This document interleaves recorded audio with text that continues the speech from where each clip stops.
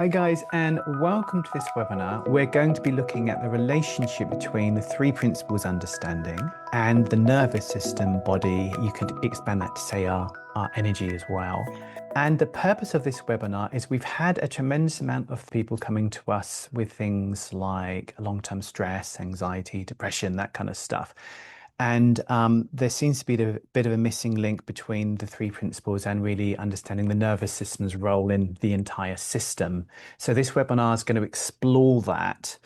And the aim is that by the end of the webinar, we're just going to have a better understanding of the role that the nervous system plays in thought, the role the nervous system plays in when we feel shut down. It's hard to get out of bed. We don't have much motivation, to do with the sympathetic, where we're kind of like highly anxious.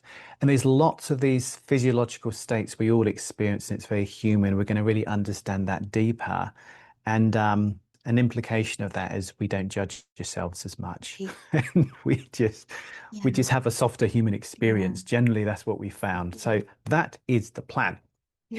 So as we go through, if any questions come up, do a queue and put it in the chat.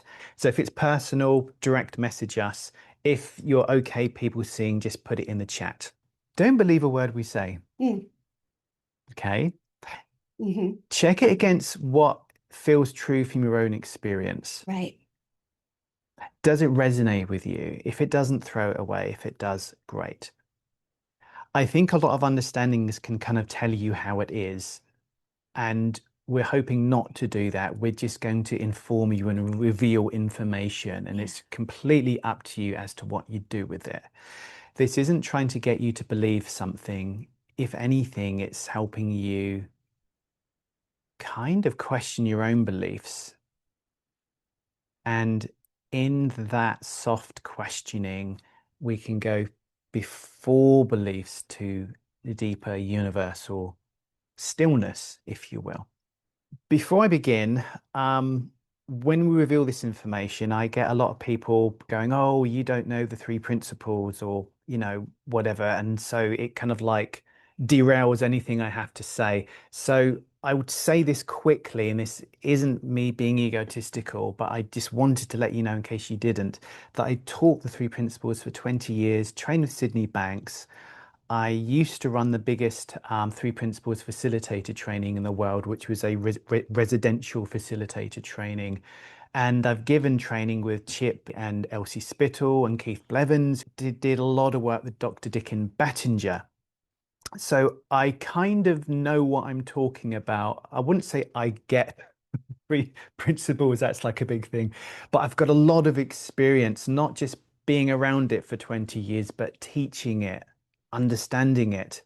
And back in the day, I co-created with my previous partner a big site around the three principles that got the three principles globally recognized all over the place. I think it got about 2 million views, that platform. So having said all of that, let's move on. What we want to do, we want to reveal this information, not to convince you or change your beliefs, but to inform you, and then you can do what you want with it. And we want to do it via stories and a little bit of information, kind of like a story. And then we're going to do some practical stuff, because it's wonderful hearing stuff theoretically, but it's better to experience it for yourself. So if you've ever watched the movie The Matrix, Morpheus says, unfortunately, no one can be told what the Matrix is. You have to see it for yourself. Going back in time, when I came across the three principles of mind, thought, and consciousness, I was so utterly convinced that thought creates experience, or perception creates experience. It became such a deep-seated belief that it swapped from being a belief into a conviction. And let's unpack the differences. A belief is something that you're kind of aware of and you can question it. Okay. A conviction is such a strong belief, you're incapable of questioning it. It just is. It's the truth. Okay. Now, what I've found about exploration, going deeper, spirituality, expansion, is I kind of thought it was about finding a truth and having the truth. And what I've come to realize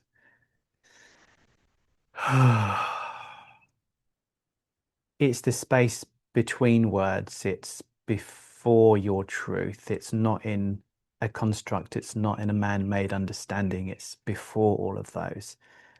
A deeper awareness or a truth arises from uncertainty, within humility, within a space of not knowing anything. It's a gap in the universe where this essence rushes through and you don't know anything and you don't know who you are and what you believe anymore. And in that space, something talks.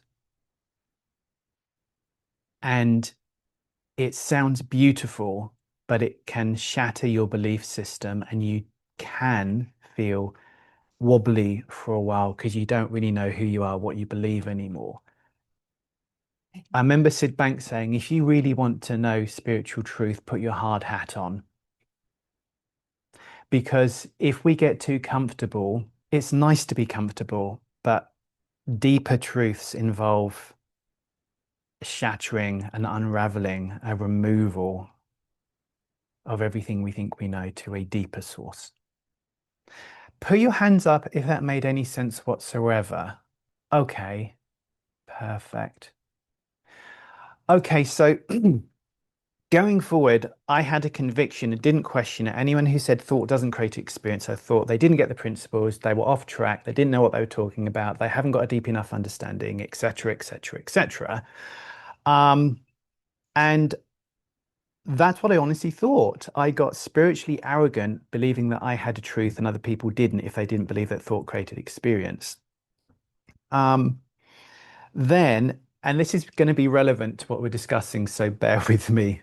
What then happened is I got deeply humbled by life, and then I met my now wife Jules here, and she had a very different perspective on the nature of experience after having your near-death experience.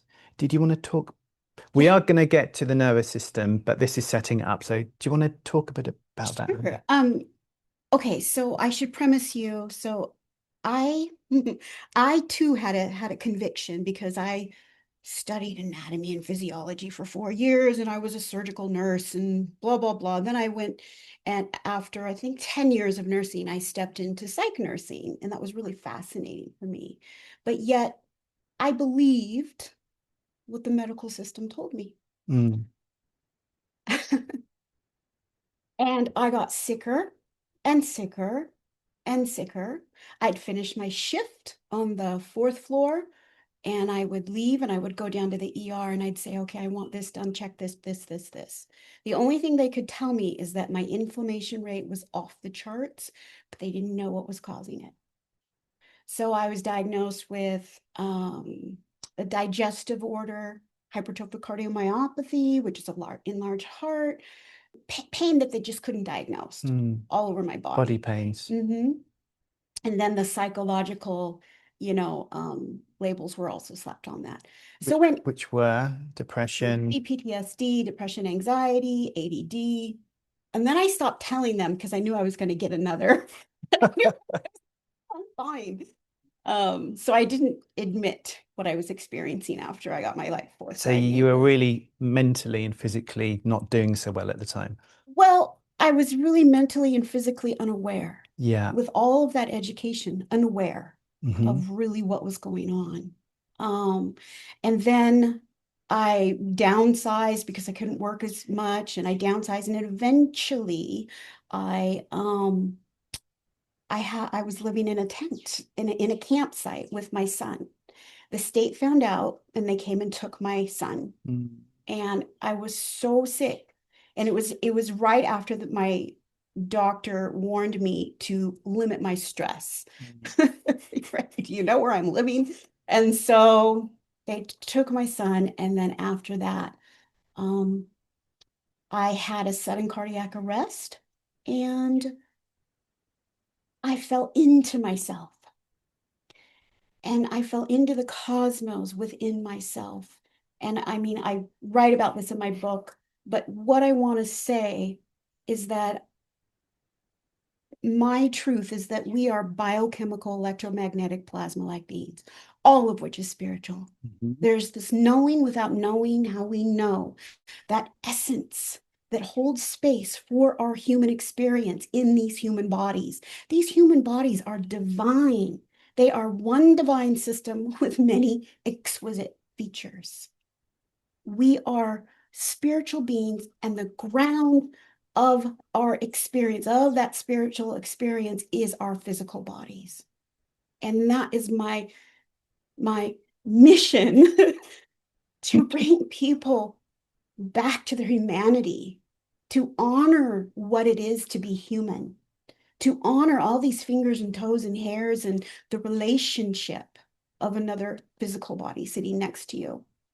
For 4 years after my experience, I could see energy, electromagnetic energy around everything. And I kept quiet for quite a while. But what I saw was the movement of energy arising this way, just like the chakras, just like that, just like the chakras rising this way, and it spirals. But it's communicative, it's participatory. So energy with other people communicates.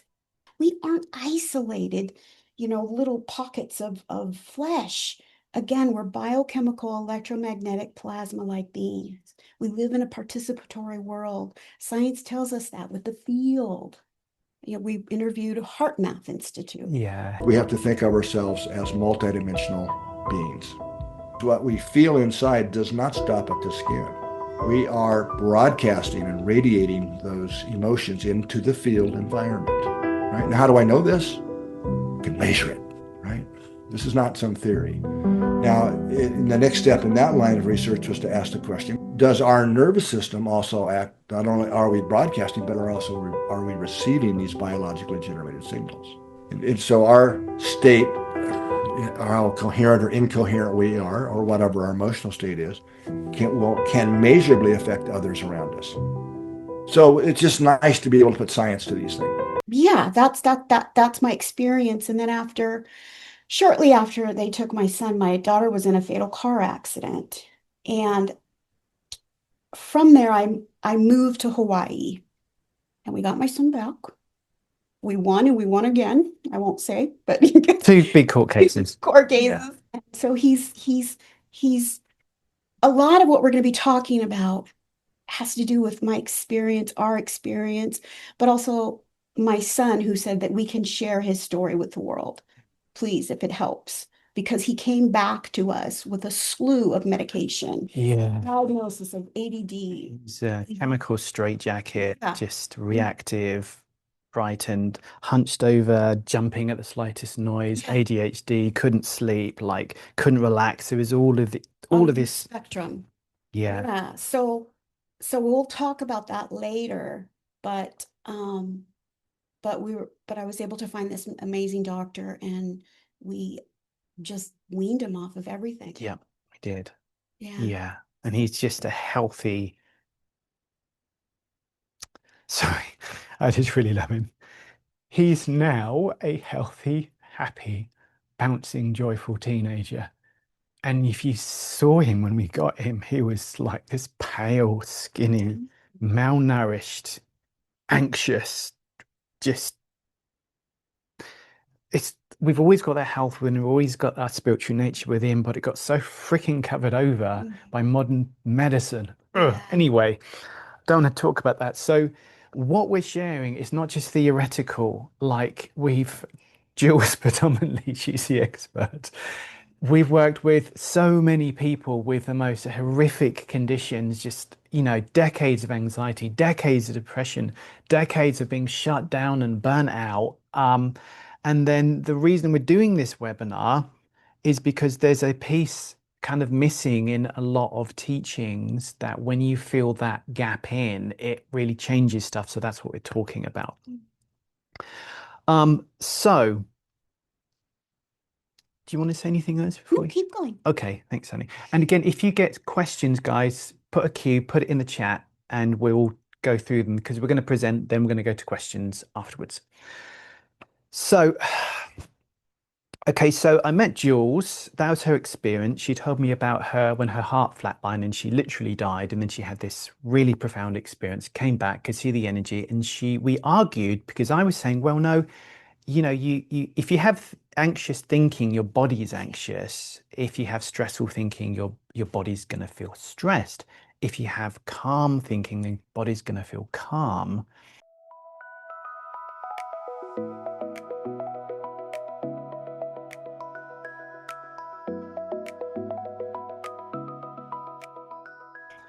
And Jules is like, well, honey, I saw the energy of people, and it's in a torus field where, and you could Google what a toric field is. Every single thing in the universe, from galaxies to plants to flowers to human beings, have a toric energy design.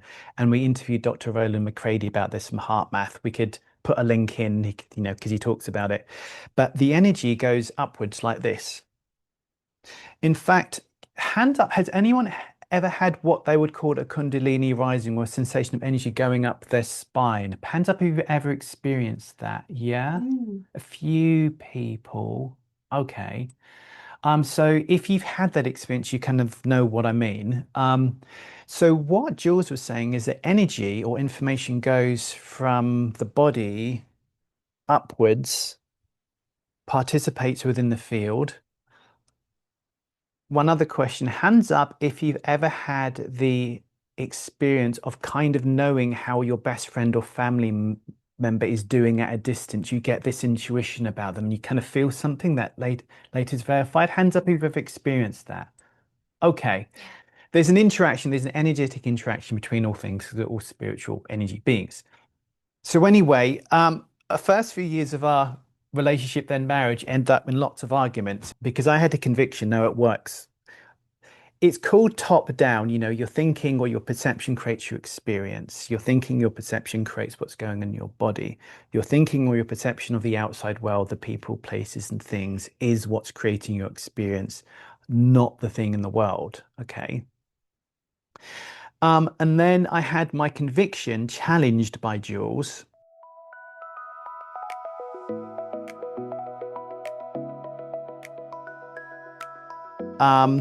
And then you found Dr. Stephen Porges. Yeah. I fell off the bed when I was listening to Gabor. Gabor Mate is on the board for Polyvagal Institute. So it's Peter Levine, Bessel van der Kolk, all those people. I didn't know who they were. And I was on Science and Non-Duality listening to Gabor talk, and I was like, who's this fellow with him? Well, I started to hear him talk, and he was talking about neuroception, which I'll explain in a bit, but he talks about the energy moving. And I was like, I got to meet this person. So I took a course, and I took this so sorry, Dr. Porges. I took this horrible, dense course with him that he gave. And it took me forever, notes and notes and notes, because I didn't understand these big words, but it took me forever to get it. But it started to arise. I started to remember this is what we learned. But the medical institute takes a constellation of symptoms and applies a medication for it. Mm-hmm. Psychology takes a constellation of a thought pattern and applies a medication to it. I'll probably get in trouble for saying that. But with Gabor and with Stephen, they explain the physiology. They explain how the neurons in our body, there's 10 million sensory neurons in our physical body that are efferent. And what that means, efferent, they travel only one way, from our body to our brain.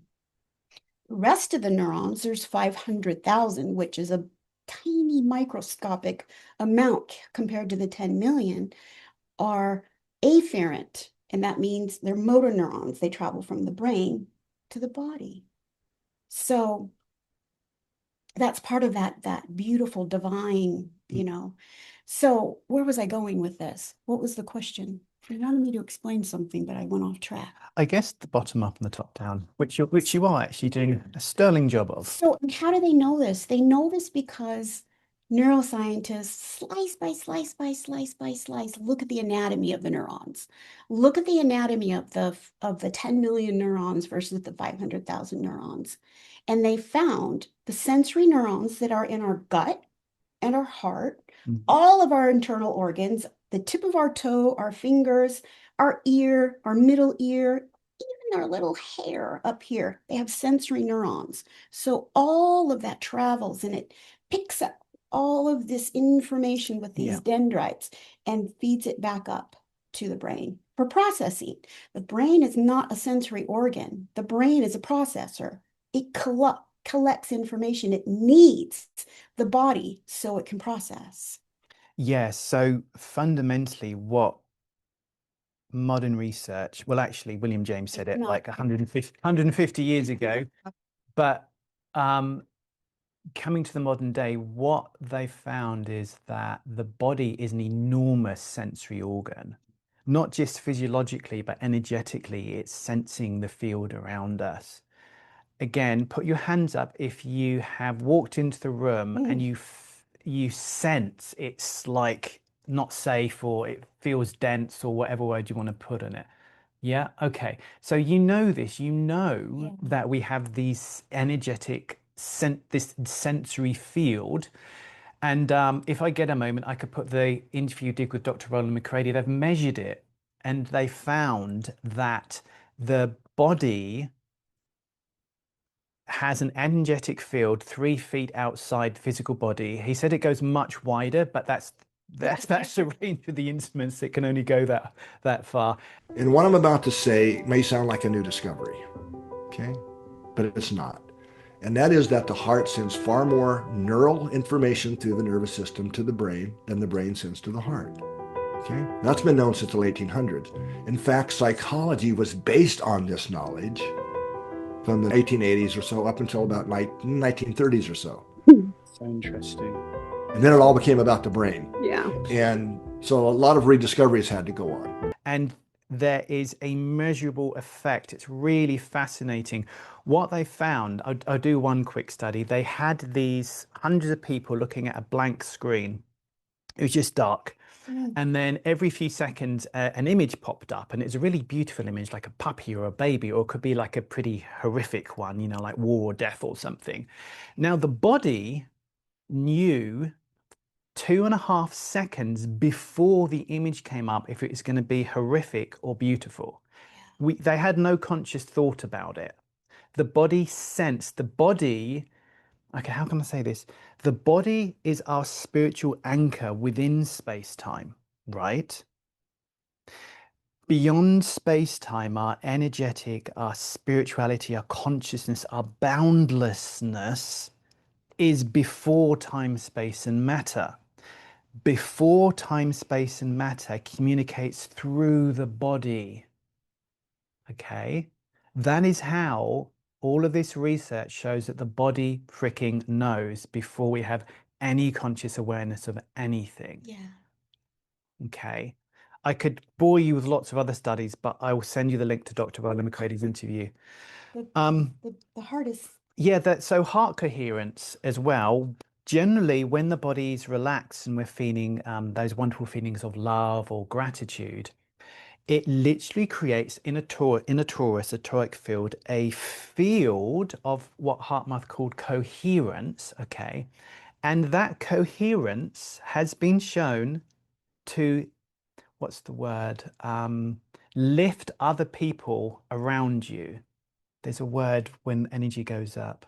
Entrain. There's an entrainment happening when your field is in a state of cohesion. It entrains other people. One last thing, because I'm a science, I love science, but one last thing, then I'll move on. So they had 3 people in heart coherence sitting at a table, books over their face, and a person who had no idea what was going on come and sit at the table. So the 3 people gave no eye contact. They couldn't even see their face. They were told to ignore the person. Don't do any body language, hide your face, no communication.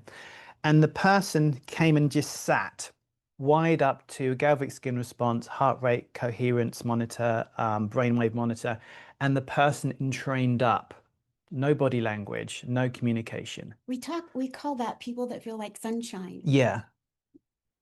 So we're not just part of the universe, we are the universe, humaning, okay? And there's this energetic interaction. And what we're saying is the body is the antenna. The body is the vessel, is the instrument that collaborates all of this information, right?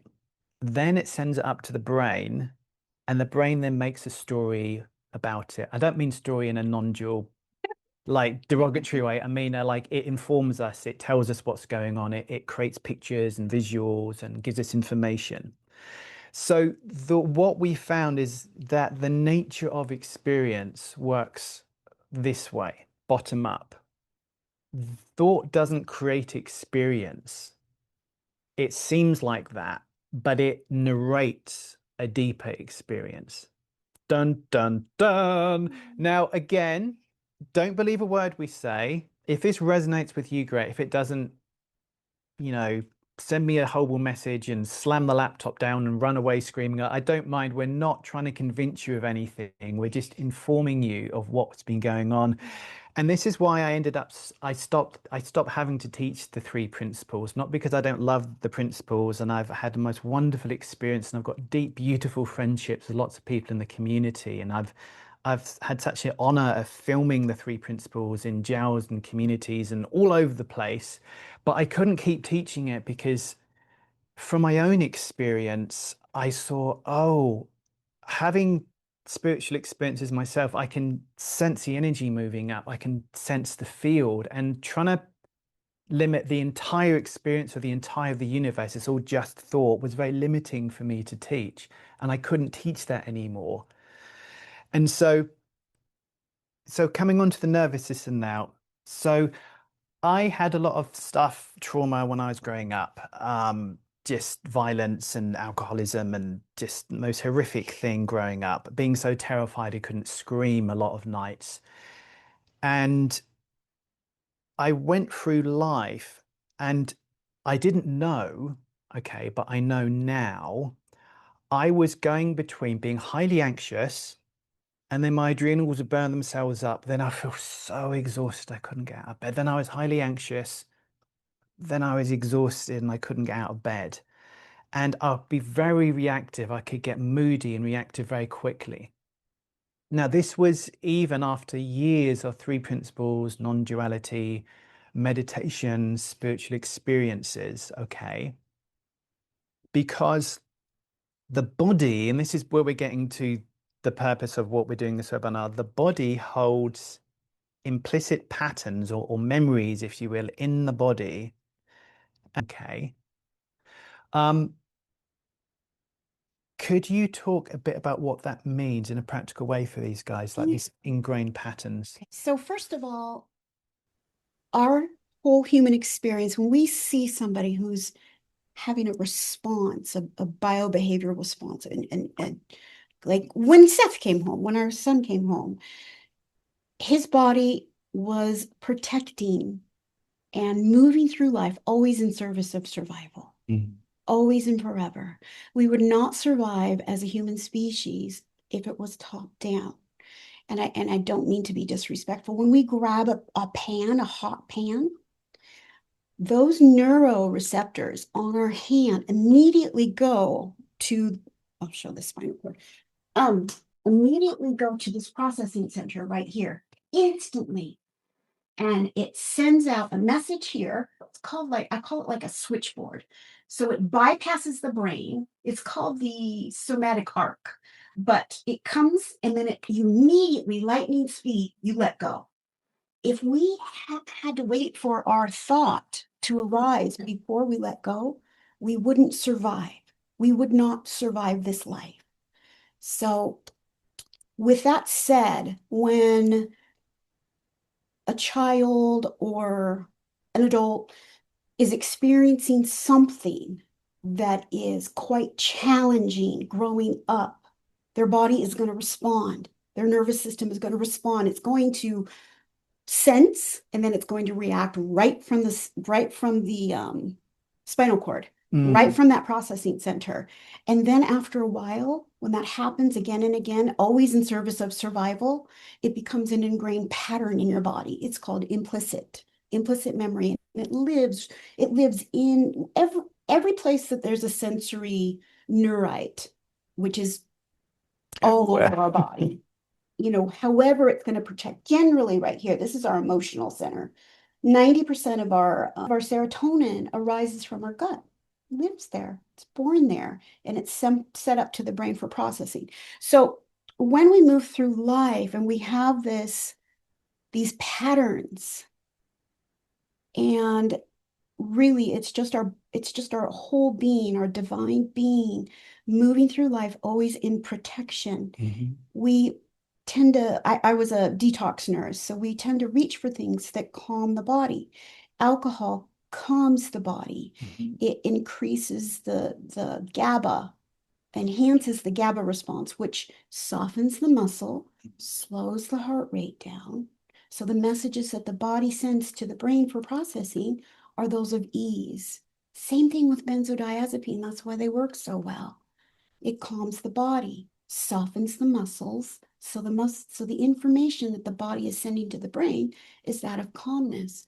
But there's another more natural, more innate, divinely spiritual way to go about that, and that's honoring the messages of the body from the get-go, educating people that these constellation of symptoms, if you will, are not bad. It's always there to protect you. You are this beautiful, exquisite spiritual human, and the spirit rests on this. I write about this inner terrain. It's an inner terrain that's inside of each and every one of us, and we express from there. So yeah. Yes. So fundamentally, because I want to mix it up a bit in a minute, fundamentally, what is happening, if I do an overview, is that as divine beings humaning, our body holistically is a huge sensory organ, physically, energetically, and it's collecting information. It's sending it up to the processor, and the process is then making a narration, a story, what's another word? It's coming up and interpreting all of that, obviously through our own belief system, which is a whole other webinar. And so information is constantly cycling round, and our brain is constantly receiving and interpreting it and creating meaning about it. Yeah. We're all unique. We're all going to create our own unique meaning from that information. No one's going to be the same. We're all 8 billion unique versions of reality here. But practically speaking, we've had a lot of clients who's had, like one lady had, well, I won't say the most horrible thing happened to her when she was a teenager. She spent nearly 50 years trying to change her thinking, trying to be aware of her thinking about this deep, she felt dirty and she felt not good enough and she felt worthless and all of this stuff. And she kept trying to change her thinking about it or be aware of her thinking, but the thoughts still kept arising. Thoughts arise from a physiological state. To do something about the thinking arising, we have to go deeper to the physiological state with loving awareness and integrate that. And guess what? Then the thoughts don't arise like they used to. Our physiological state sits in between the external part of our life and our reactions to that. So again, if we live in a behavioral world, we think that stimulus produces response. In part, that's correct, but there's something in between that that's a modifier of how that stimulus disrupts us or doesn't. And we would call that, oh, you're a flexible person, or you are just, any change and you just lose it. The point is that the physiological state is literally a transformer, transducer of whether we take things with flexibility or we are highly reactive to it. So that's the first point. It's literally as simple as that. And I know this is completely contradictory to what I learned and the three principles message. And I do apologize. I mean no disrespect. I really don't mind if you think this is a pile of crap. It's okay to disagree with me. I'm not trying to convince you of anything. What I'm saying is, if you have been suffering for a long time with a condition, And it may get better a little bit, but it's still mostly there. There has to be an openness to look beyond what we've learned.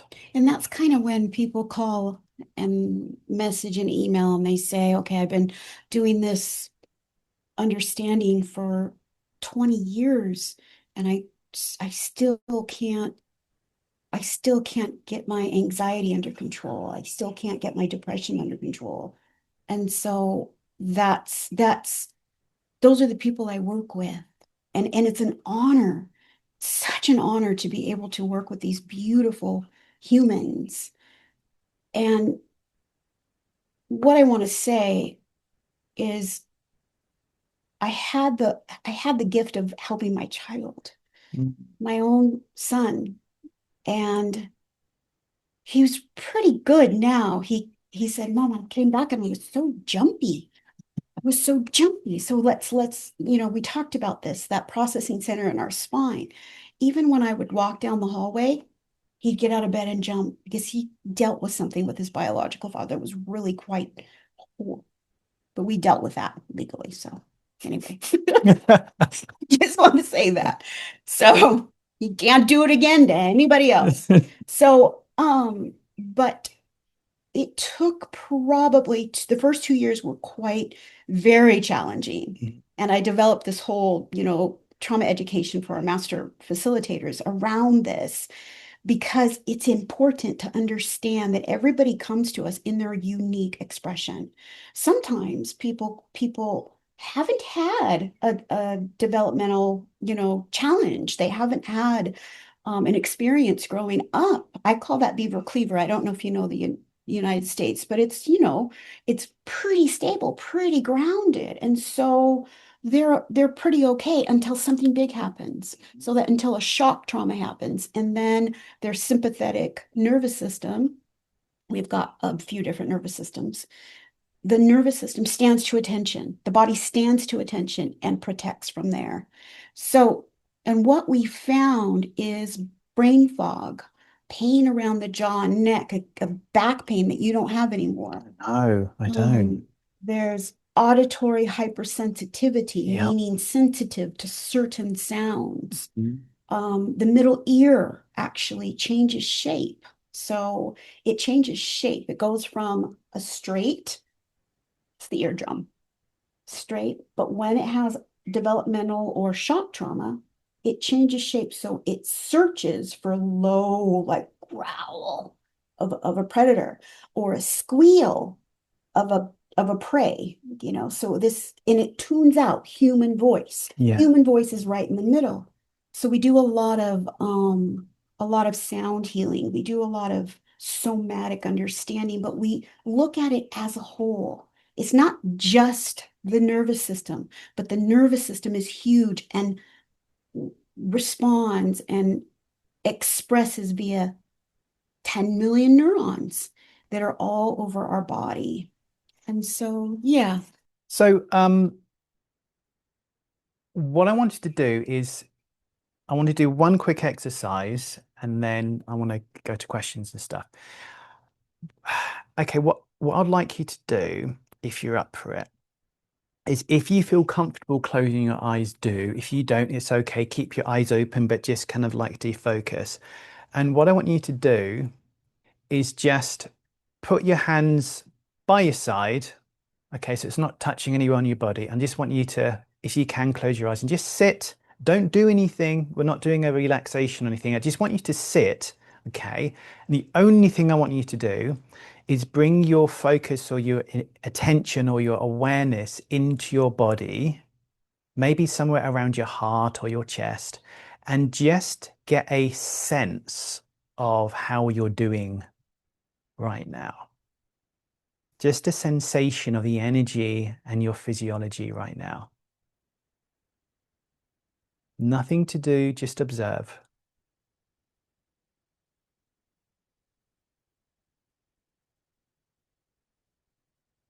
Okay, there may be a tightness or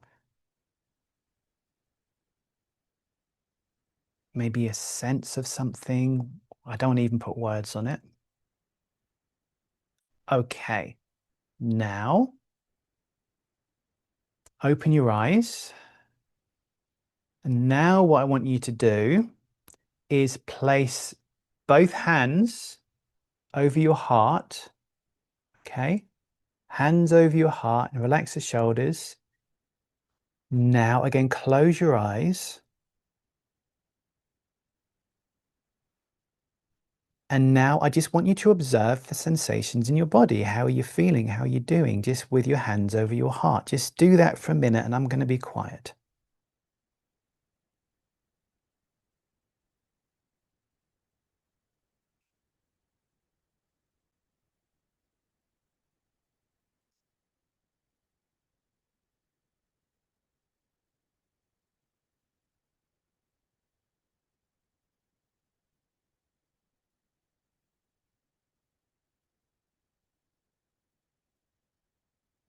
Okay. Now, we're going to do another exercise in a minute, but for now, open your eyes. And what I would like you to do is just put in the chat, did you feel safer, more held, more comfortable with your arms by your side or your hands over your heart? As far as the sensations of the body, just put it in the chat. So maybe put, okay, make it easier. Put yes, just put Y if you felt safer with your hands over your heart. Or if you didn't feel safe with your hands over your heart, put N. So put Y for safer or N for safer. Okay, so we've got, it's all yes. Okay. Yes, yes, yes, yes. Beautiful. Okay. Now that's just a really quick example. I used to train as a clinical hypnotherapist. I gave you no suggestions of relaxation whatsoever. I didn't suggest you're going to feel this, you're going to feel that. Okay. So literally just the body, just the soma, on the soma, you felt safer from your own experience. Okay. So that's just a really quick exercise to show that our body has something to do with how we feel. Another question. If you haven't slept well, if you've got a lot of activities and deadlines, maybe one of the kids is sick and you're tired, or maybe you're sick. If there's a lot going on, maybe you've got painters in the house and your physical surrounding is in a turmoil. Have you noticed that you can be grumpier or not as open-hearted? Put your hands up if you've noticed that when your physiology is disrupted, you kind of react to the world differently. Have you had that experience before? Yes. Yes. Okay. So you see, the body has something to do with our thoughts and our emotions. Now, yep. Okay, lots of yeses. Beautiful. Okay, I want to do one more exercise and then we're going to go to questions so we can make it interactive. Now, what, and you could maybe explain this, but I want to be fairly quick. It's been going like 40 minutes. What we found, I say we, science, not me personally, I've experienced it. What they found is that when you do a short in-breath, long out-breath, generally a ratio of say 2 seconds in, 6 seconds out. Tell us what happens physiologically when you do that mechanically. That's a biological language of a non-emergency breath. It's a message, it's non-emergency. And so what happens, there's a node at the heart, it beats. We call it the boss of the heart. It's called the sinoatrial node, and it beats. It tells the heart how quick to beat. But when we take a breath in and shallow breathing, that's emergency. I just heard something, or I smell smoke, something like that. And so your heart's going to start beating faster because that is an emergency message that's being sent to the heart. So, it was just my rice burning, or it was just the wind slamming the door. Yeah. So that is a non-emergent message. And it's telling the sinoatrial node, all clear, slow down. So it slows down. Yeah. So we're going to briefly do just a really quick, very basic breath work because I kind of want you to experience this yourself. And what we're going to do, we're going to, and I can't really do this guided because everyone has a different lung capacity, but fundamentally what we're going to do, we're just going to sit and relax.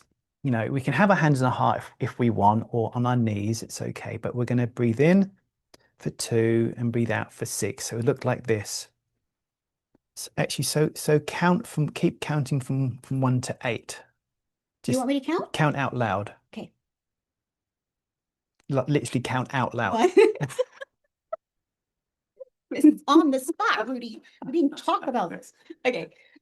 Okay. 1, 2, 3, 4, 5, 6, 7, Keep going. 8. Go, keep going. 9. No, keep going from 1 again. 1 to 8. Keep going. Don't take breathing from me. Okay. In. Okay, take a breath in. I'm not going to do this right. We should have Steve count for you. Okay, so the idea is to breathe in. I can't say it and breathe in. So you're breathing in, 1, 2, breathing out, 1, 2, 3, 4, 5, 6. Breathing in, 1, 2, breathing out, 1, 2, 3, 4, 5, 6. Now, I do like I actually do 3 breaths in and I literally breathe out for 60 seconds, which is ridiculous, sometimes 2 minutes, because I've been practicing this for a while. But what I want you to do now, depending on your lung capacity, if it's greater, try and breathe in for 3 and out for 10. But to make it simple, I think most people are okay with 6 seconds. So let's do in for 2 and out for 6. And right now, close your eyes. In fact, put in the chat right now, at this very moment, where would you say your relaxation is? From 10 mega relax to 0, you're really stressed right now. So 10, the higher the number, the more relaxed you feel. Put it in the chat. Where are you now?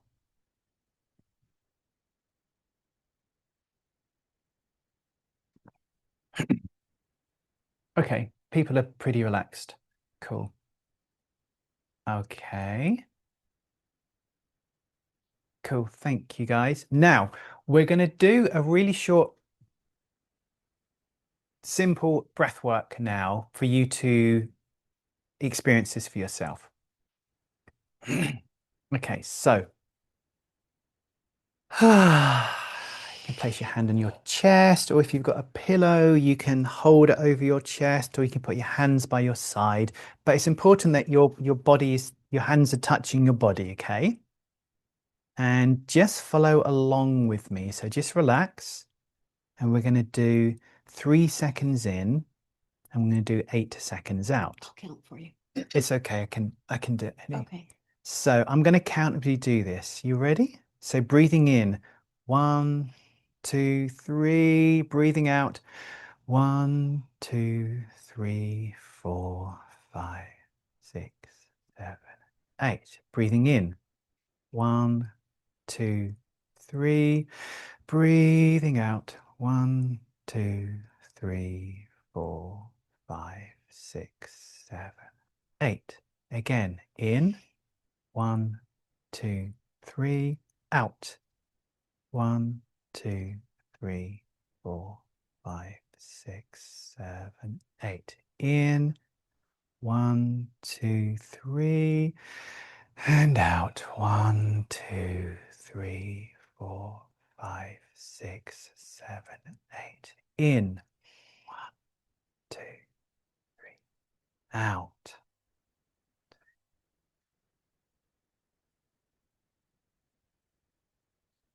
In. Out.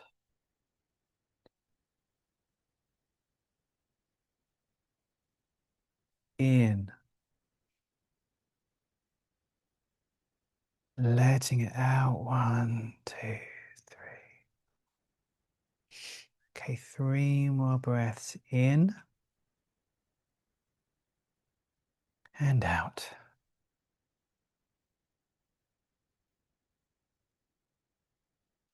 In out. And last breath in. Letting go out. 1, 2, 3, 4, 6. Beautiful. Okay, wonderful. And you can just breathe normally and know that you are a divine being entangled within the energy of all things.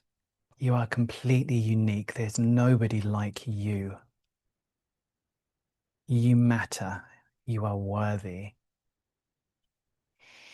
And you have everything you need within you right now.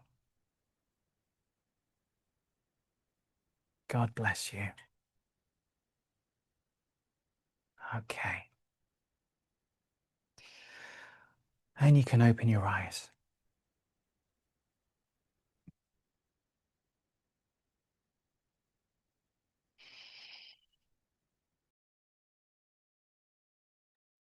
Now, put a Y for a yes or an N for a no, simply in the chat. Do you feel a little bit more relaxed after that? Okay. Lots of yeses.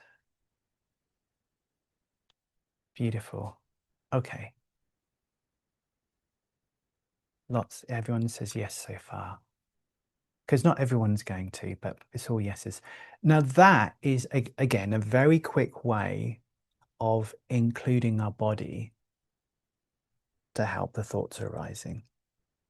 Because body's relaxed, relaxed thoughts. Okay. Now, I know this is kind of contradictory from a lot of three principles or top-down teachings. And again, my purpose isn't to be disruptive. It isn't to be disrespectful. My purpose is to inform, and people can do with it what they will. Okay. Yeah, just to help bring awareness. Some of you may be relaxed, you don't need to, but if you have questions now or comments, anything at all, I'm going to be quiet just for a couple of minutes. There was a question up here. Yeah. Okay. We can go to that first. I want to allow time for you to communicate. I don't know how you're doing. I don't know if this is making sense. So we'll answer. If you have a question, put it in the chat if you can. So what I'll do is I'm going to be quiet for 2 minutes, and it will give you time to, if you've got questions or comments, please put it in the chat now. And then we're just going to spend 10 minutes being a bit more interactive. So I'm just going to give you a bit of time. I'll see you in 2 minutes. Yeah, okay. So, hello guys, thank you for hosting this. Can you explain then why spontaneous healings take place after getting to know three principles, both physically and psychologically? Thank you for the question. Beautiful. What we found is community. Community. These beautiful native Hawaiians, Kanaka, Maui, they have community groups. That is co-regulation. That is a harmonized chakras, harmonized heart, brain, communicating energetically with family members. So you when you get people in a community, and it could be a sewing community, we could be learning how to make cookies. There is going to be entrainment. There's going to be entrainment. It's co-regulation. Co-regulation is a biological imperative. Co-regulation is being in the presence of a community member or someone else who is offering a sense of safety. So when we go into groups like that, the principals, of course, there's beautiful teachers there. Absolutely Wonderful communities. Beautiful community. You can't help but sense that healing response. And the body's going to send messages, and there's going to be healing. There is. But what I noticed is the after. After people can go on a big conference or a weekend, and then there's the entrainment. Yeah. And then they can crash a little bit afterwards and kind of sometimes feel worse for a bit before they kind of find themselves a bit. So yeah, you can have an increase in energy and it can heal things, but outside of that environment, you can kind of fall back into your habitual states again. And I think that's why for me personally, I've consciously and we consciously choose to do breath work and meditation to increase our vibration daily. So we're not dependent on a community or a group or a coach or something outside ourselves. It's very intrinsic. Yeah. I won't say any names. I had a CAT scan and they found a bulging disc. I started physical therapy, and when they were working on me, I felt a sadness. What does that mean? Oh, that's really common, like in massage. Okay, so now we have these physical bodies. We have a bazillion sensory organs all over our physical bodies, always and forever in service of survival. So let's take little Seth. When he came home, he was kind of contracted a little bit. The muscles around his heart were tight. The shoulders were tight. The blood flow in his system diverted away from digestion, enhanced the tightness around the neck and around the heart, and kind of kept him in this protective state. And he had pain. He actually has a little bit of a kind of a he's hunched over a little bit. Yeah. So this is a developmental adaptation. And so when we go in and anything like the body's in a protective stance and it's holding something, when we release that, we're releasing that protective energy, we're releasing that into the body. And so for Seth, it was quite scary. There was a lot of tears. There was a lot of heavy emotion, but that's a good thing. If we can be there to welcome it, know that it's arising from the physical body, support yourself. You want to hand me a pillow? I will send you. I don't, I don't know if this is correct. I will send you a little how to do a safety sandwich and why it's important. But you can hold the pillow against your chest, and it's okay to cry. We can breathe through. We can be there to process something that wanted to be processed a long time ago. It wanted to be processed years ago, but the body was holding it always and forever in service of survival. And now it's safe to be released. So we can be there to hold it. So I'm really struggling with my body sensations recently. It's been 6 months since my hubby died. Oh, bless. Oh, bless you. And I feel I'm just getting worse. Heart pumping, sweating panic, fear. Not sure what that word is. Generally very scared of my shadow. Can you mute? I'm gonna ask my partner a question.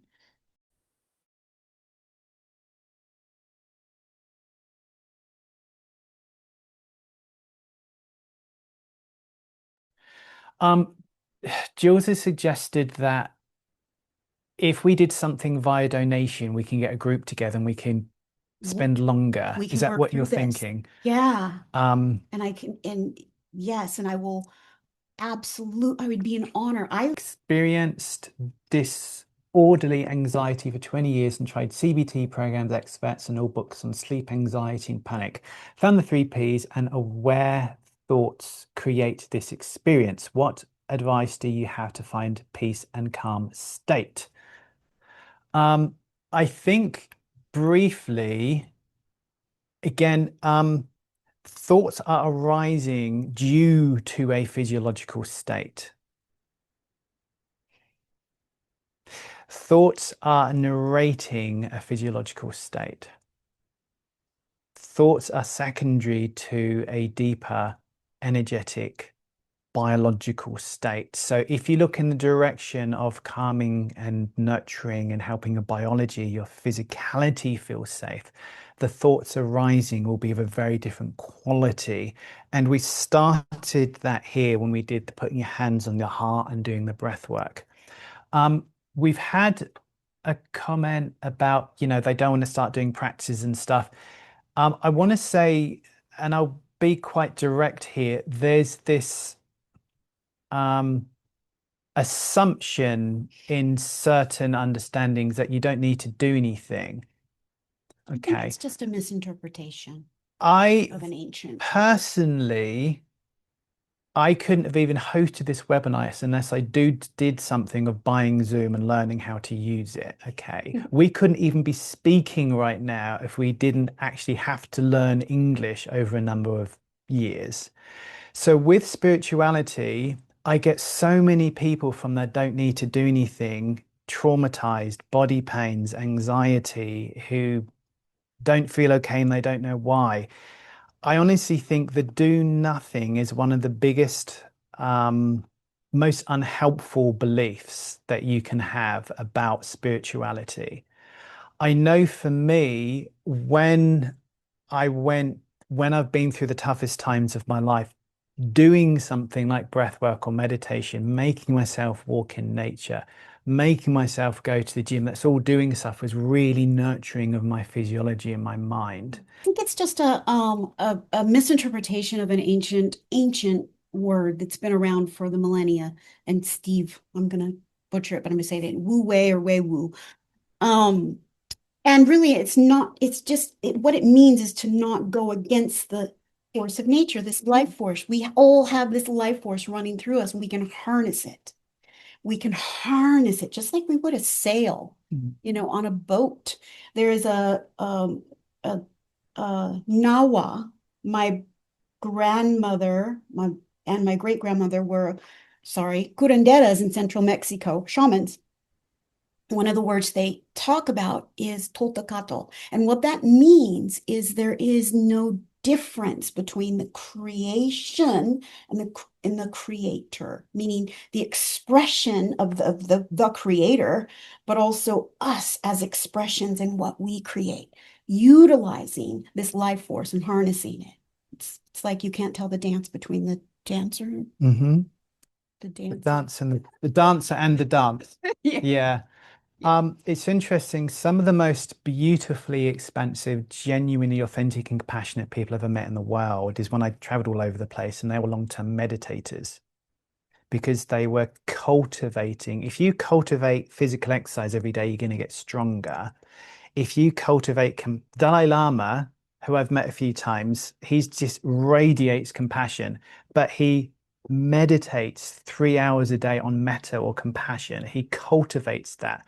One person says, "You helped me so much understand bottom up. It has made so much sense to me and my body compared to being told you just need to think differently." That's all very well, but not when traumatized or in the depth of profound grief. I'm so kind and compassionate to myself now and not beating myself up for not thinking differently. I now naturally see that my thoughts change as my body feels a sense of safety. Thank you from the bottom of my heart. I've also noticed the deeper I can relax and feel safe, my healing happens. Oh, thank you. Oh, would you say it's a two-way process, bottom up first, but then the thoughts go on to affect the body? And this is important. So it's bottom up, but if we're not aware, awareness is key. If we're not aware, then we can get caught in a loop. And that's only, and there's science proves this, Dr. Anthony Damasio, a neurosurgeon, proves this. You have to have an embodied experience of the thought you're thinking in order to have a sensation in the body. So it arises here, goes up, and then it loops back down. So yes, but with awareness, we can harness this beautiful, exquisite, divine spiritual life force that's running through us and honor our body and support it in a way, in a biological language, because the body doesn't recognize, it doesn't compute intellectual, it doesn't compute words. We have to offer it a biological language. Yeah. There was another question. I think we should. I want to say one last thing about the grandfather. I'm going to get this wrong. Looks like William James. William James Of American psychology. of American Yeah. psychology. So at Harvard, it was 1890, he came up with something called the James Lang theory. What he proposed is that our thoughts follow the physiology.